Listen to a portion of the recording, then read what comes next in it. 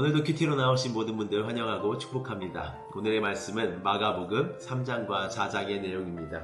예수님의 행적들을 마가는 계속 이어서 이야기하고 있어요. 마가복음 3장을 보겠습니다. 3장에서는 예수님께서 한쪽 손 마른 사람이 있었다고 했어요. 그 손이 어떻게 말랐는지는 우리는 잘 모르겠지만 어쨌든 불편함을 가지고 있던 환자였습니다. 그 사람을 고치시는 일이 일어나는데 여기서의 주된 것은 과연 이 사람들이 안식일날 이 병을 고치는가 안 고치는가를 이런 고소를 하기 위한 또 이렇게 흠집을 내기 위한 예수님에 대한 흠집을 내기 위한 그러한 목적으로 이 글이 쓰여졌다고 보시면 되겠습니다. 그런데 예수님께서 그것을 아시고 말씀하시는 거죠. 안식일에 선을 행하는 것과 악을 행하는 것 중에 어떤 것이 중요하냐, 그리고 생명을 구하는 것과 죽이는 것 어떤 것이 중요하냐. 안식일에 선이 행해져야 되는데 안식일이라고 해서 사람이 죽는 것을 그냥 보고 있다면 그것이 과연 참된 안식일 것이냐 라고 묻고 계신 거죠. 그래서 예수님은 사람을 살리는 쪽을 택하셨고, 여기 보시면 6절에서는 바리새인들이 나가서 곧 헤롯 당과 함께 어떻게 하여 예수를 죽일까 의논하더라. 바리새인들은 어떻게 죽일까를 의논하는 겁니다. 살리는 자와 죽이는 자가 이렇게 대조되어서 나오는 거죠.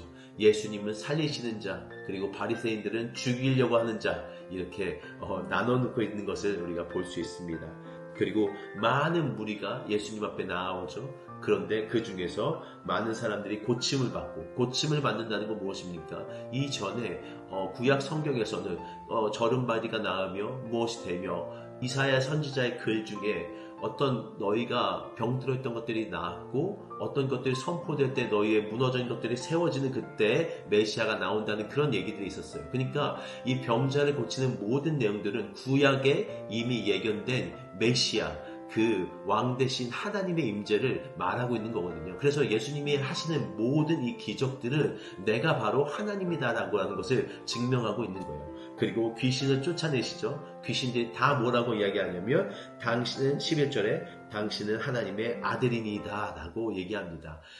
천사들도 그리고 사람들도 그리고 귀신들조차도 예수님이 하나님의 아들이시다 라는 것을 우리 1장 1절에서 봤잖아요. 그것을 마가는 또 계속 예수님이 누구신가에 대한 것을 말씀하고 있는 거죠.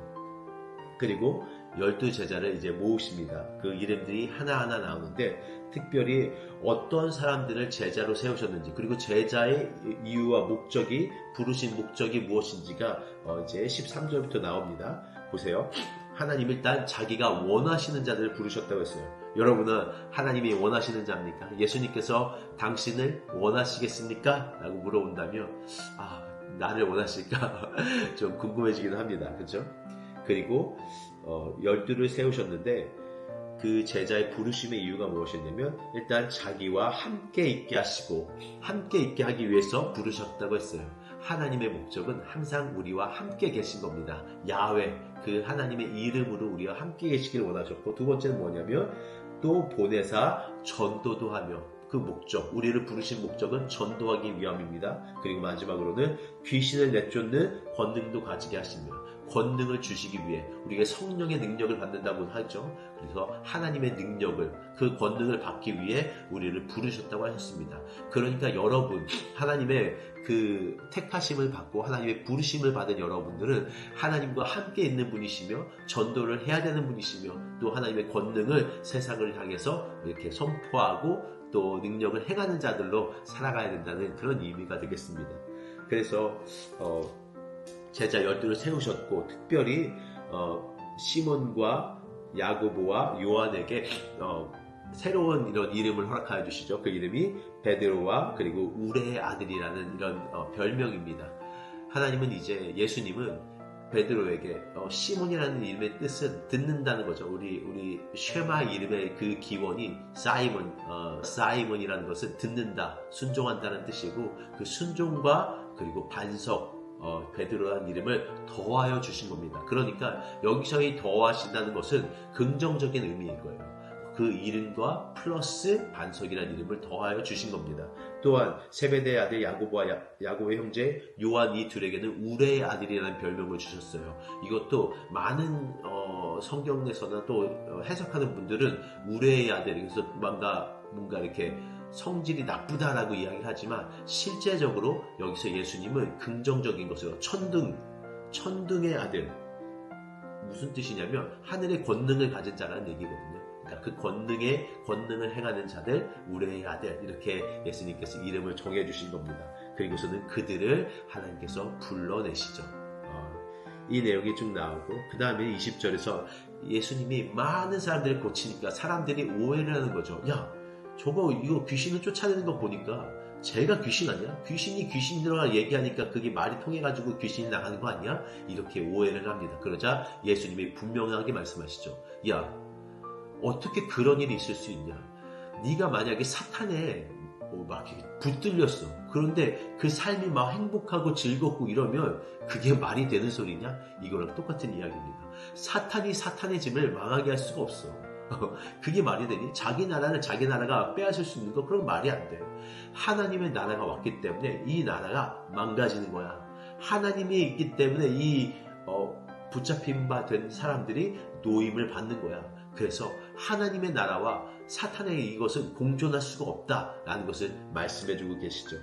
그래서 바로 반박하시는, 우리 어제도 봤지만 예수님은 어떤 이런 질문들과 의혹과 이런 것에 바로바로 대답하시는, 곧 즉시 이런 모습들을 계속 보여주고 계십니다.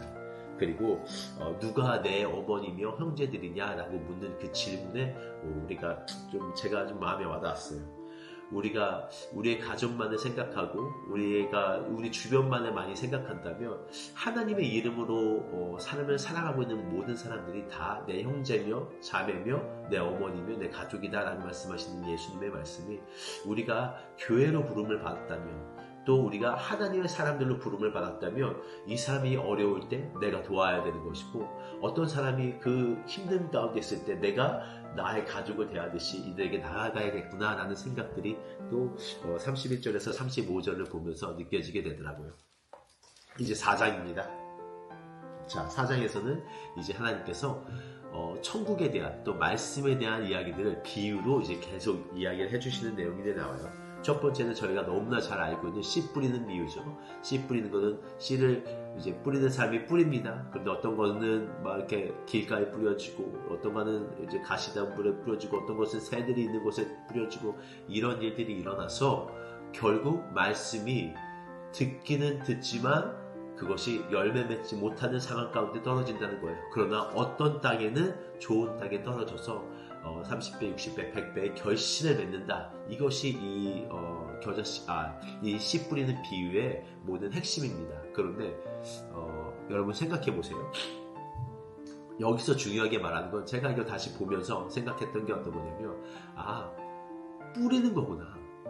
이것이 이 사람에게 들어가던, 이 사람이 열매를 맺던 맺지 않던 그 어떤 결과를 우리가 책임지지 않는 거구나. 그러니까 뿌리는 자는 그냥 뿌리는 겁니다.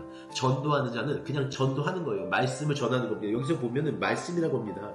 뿌리는 자는 말씀을 뿌리는 것이다. 우리는 뿌리는 자입니다. 하나님께서 우리에게 뿌려주셨고, 우리는 그 받은 말씀을 또 다른 사람들에게 뿌리는 거죠. 그런데 그 뿌림으로 말미암아 어떤 사람은 듣고, 어떤 사람은 듣지 않고, 어떤 사람은 그것이 열매 맺고, 어떤 사람은 맺지 않습니다. 그러나 그 결과가 우리에게 달려있지 않아요. 그냥 우리는 뿌리는 겁니다. 그러면 어떤 사람에게 그 열매가 일어나서 30배, 60배, 100배 우리가 생각하지도 못했던 그 결과들이 일어나게 되는 거죠. 그러니까 여러분, 전도해야 됩니다. 말씀을 뿌려야 되고 가르쳐야 되는 겁니다. 그리고 등불을 등경 위에 둬서 모든 곳에 비추게 해야 되는 거예요. 그래서 어느 곳에 있는 것이 드러나게 해야지. 드러나게 하는 것에 너의 등불, 말씀의 등불을 가지고 나아가라 라고 말씀하시는 거고, 또 뭐 있죠? 26절에서는 보세요. 하나님의 나라에 대해서 설명을 하시죠. 그리고 씨를 땅에 뿌림과 같다고 했어요. 그런데 땅에 뿌렸어요. 하나님의 나라를 땅에 뿌렸어. 어떤 땅이라는 것은 우리 마음밭을 의미한다고 생각해요. 그런데 마음밭에 하나님의 나라라는 것을 우리가 집어넣었어요. 우리가 말씀을 선포하면서 그 사람의 마음 가운데 하나님의 나라라는 것을 집어넣었어. 그런데 처음에는 그것이 반응되지 않아요. 그러니까 모르고 있죠. 그러다가 어느 날 어느 순간에 자기도 모르는 새에, 27절에 보면 자기도 모르는 그때에 깨닫지 못하는 중에 나서 자란다고 했어요. 하나님의 나라는 처음에 잘 보이지 않아요. 그리고 그것이 느껴지지 않아. 그러나 어느 순간이 되면 그 말씀이 살아나서 하나님의 나라가 내 안에 있구나. 하나님의 나라가 실제로 존재하는구나를 내 삶을 통해서 깨닫게 되는 일이 어느 순간 일어나는 겁니다. 그리고 나서는 추수를 할 때가 오는 거죠. 추수를 한다는 게 뭔가요? 결국 열매를 맺고 그 추수한 것을 하나님 들여 모으신다고 하셨어요. 추수되는 것이죠. 하나님 앞에 우리가 추수되는 겁니다. 그래서 하나님 앞에로 들려 올라가는 것. 그래서 하나님께서 우리를 추수하실 그때를 우리가 생각하면서 하나님의 나라를 기대하고 살아가는 것이죠. 그리고는 이제 또 겨자씨 비유가 나옵니다. 너무너무나 작은, 이것도 하나님의 나라를 비유하는 거예요. 처음엔 너무너무나 작게 시작합니다. 과연 그 나라가 있을까?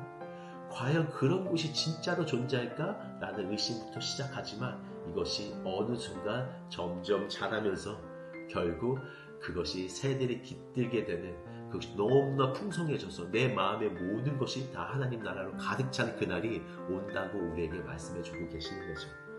참 너무나 좋은 비유가 아닌가 싶습니다. 그리고 35절부터 41절까지는 이제 예수님과 함께 생활을 하지만 바다에 나가서 폭풍우가 폭우가 나오는 광풍이 일어나서 막 배가 뒤집힐 상황이 오는데 예수님이 함께 계셨잖아요. 우리 이전에도 봤지만 예수님이 함께 계심에도 불구하고 광풍은 일어난다는 겁니다. 폭풍은 일어나고 배가 뒤집힐 상황이 오는 거예요. 그런데 여기서 제자들이 잘한 게 뭐냐면 자신의 힘을 의지하지 않았던 거야. 저희가 여기서 보면서 아니 자기들이 어부인데 자기들이 이 길을 어떻게 해가지고 살아나가면 생각을 안 하고 예수님께 오는 거예요. 이게 저는 좀 이 사람들이 멍청한가? 라고 생각했음에도 불구하고 나중에 보니까 참 이게 잘하는 거구나. 내가 핸들할 수 없는 것을 내가 조금 어떤 지식이 있다고 해서 내가 이걸 핸들하는 것이 아니라 내 안에 함께 계시는 예수님 앞에 그 문제를 갖고 나아가는 것이구나 라고 생각되었어요. 그래서 하나님, 예수님, 선생님, 우리가 죽게 된 것을 왜 돌보지 않으십니까? 아니 예수님이 어부도 아닌데 근데 예수님에게는 해결 방안이 있다라는 믿음이 이 제자들에게 있었다는 거, 그것이 참 은혜인 것 같더라고요. 우리에게 우리의 부족함이 드러나는 그 순간, 우리가 정말 힘든 어려움을 겪게 되는 그 순간에 예수님을 찾아간다는 건 그건 참 지혜로운 일인 것 같습니다. 그런데 예수님이 여기서 말씀하시죠. 너희 믿음이 필요해. 함께 계심에도 불구하고 이 사람들은 두려워했거든요. 예수님이 함께 계시면 사실 두려운 게 없어야 되는 게 맞죠. 왜냐하면 천지를 지으신 분이 어떤 분이신지를 안다면 예수 그리스도가 진짜로 하나님의 아들이시고 그분이 태초에 그 말씀으로써 하나님과 함께 계셨다면 이 모든 자연 또한, 이 모든 우리의 환경 또한 하나님께서 주관하시고 지배하고 계신다는 믿음, 그 믿음이 있었다면 우리가 두려워하지 않았을 텐데, 우리 가운데 만약에 두려움이 있다? 그것은 내가 하나님을 정말 믿고 있는가? 하나님이 이 모든 것을 주관하고 계신가를 한번 돌아보게 되는 그런 일인 것 같습니다. 그래서 우리에게 말씀하시는 거죠. 왜 믿음이 없느냐? 근데 41절에 보면 그가 누구이건데, 제자들은 아직 예수님과 함께 다니면서도 예수님의 그 존재가 하나님의 아들이시며 하나님과 동등됨을 취하신 그 분인 것을 아직은 모르고 있는 것이죠. 우리가 아마 그런 때가 있을 거예요. 하나님의 아들임이 우리에게 느껴지지 않기 때문에 우리가 하나님을 신뢰하지 못하는 건 아닐까 라는 그런 생각들도 우리가 해볼 수 있게 되는 것 같습니다. 오늘 3, 4장을 통해서 여러분 어떤 것이 여러분 마음에 와 닿으셨나요? 저는 개인적으로는 뿌리는 것, 결과가 어떠하든 말씀은 우리가 뿌려야 됩니다. 요즘 전도에 대한 생각들이 제가 많은데 왜 이렇게 전도를 못하지? 그런 어떤 거부감, 두려움, 길가에 뿌려질까? 사단이 새가 먹을까? 우리가 두려움이 있는데 그 두려움을 벗어버리고 계속 뿌려야 되는구나. 하나님의 말씀 뿌리면 누군가에게 들어가서 하나님의 열매가 맺힐 것이다 라는 확신 가지고 뿌리면 결국 일은 일어난다 라는 것이 제 마음속에 와닿았고 오늘 그렇게 살아야겠다고 생각이 들었습니다. 여러분에게도 마음에 와닿은 어떤 말씀이 있기를 기도하고 오늘 하루도 축복하고 승리하시고 화이팅 하십시오.